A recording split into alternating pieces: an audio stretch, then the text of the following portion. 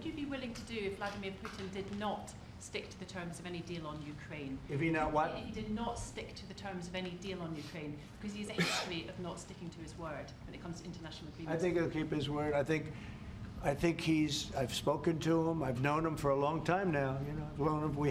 We had to go through the Russian hoax together. That was not a good thing. It's not fair. That was a rigged deal and had nothing to do with Russia. It was a rigged deal with inside the country, and they had to put up with that too. They put up with a lot. It wasn't just us. They had to put up with it, with a phony story that was made up. I've known him for a long time now, and I think he will. I don't believe he's going to violate his word. I don't think he'll be back. When we make a deal, I think the deal's going to hold. Now, they're going to have security. You're going to have security. Yep. You're going to have soldiers. I know France wants to be there. He's the president has said he wants to have soldiers there. I don't think we're going to even be necessary, but I don't think there'll be any problem with keeping the deal with the security. We're going to discuss that. You want to say something? No, I was just going to say, I mean, the deal, if we get it, is going to be hugely important. I don't think it would have happened if the space hadn't been created for it by yourself.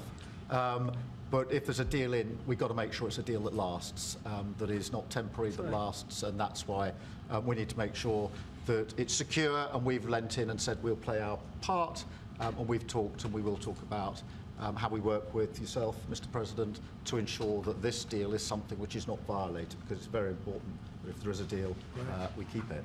And that will be, and I think I can say that will be the easy part. That's the part we look forward to, because putting security there, that's the part we all look forward to. That's easy.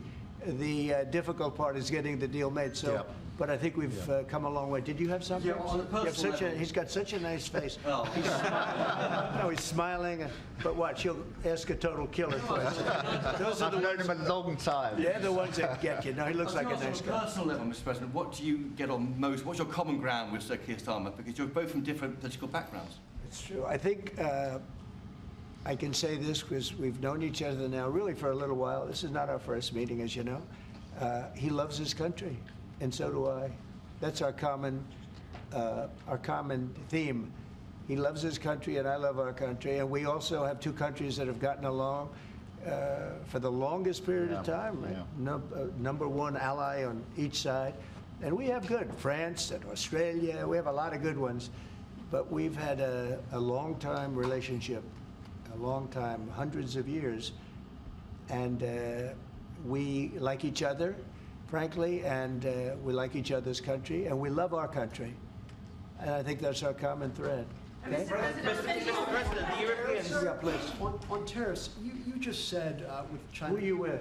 I'm with The Independent. Oh, that's good. It's on tariffs. You just said with China... Thank you. We charge them as in we charge China, but the tariffs are paid eventually by American importers and consumers. No, they're not. No, I think they're paid for by the country. But, you know, look, we can get into that. I put a lot of tariffs on in my first term, and we made tremendous amounts of progress because of those tariffs. China paid us hundreds of billions of dollars, billions. We never had because they took advantage. And President Xi's a friend of mine, but he knows better than anybody took advantage of our country. He took advantage of presidents that didn't know what they were doing. And they expect them. They actually expect them. The smart countries expect them from me because they know me and they know our country. But they got away with murder for decades, and we just can't let that happen anymore. Behind you, please. That's very kind, Mr. President. It sounds as though one of you completely trusts President Putin and one of you doesn't trust him an inch. Have I got that right? And why do you trust him? Look, you know, it's trust and verify. Let's call it that. And I think we both can be that way. You have to verify because you never know what's going to happen.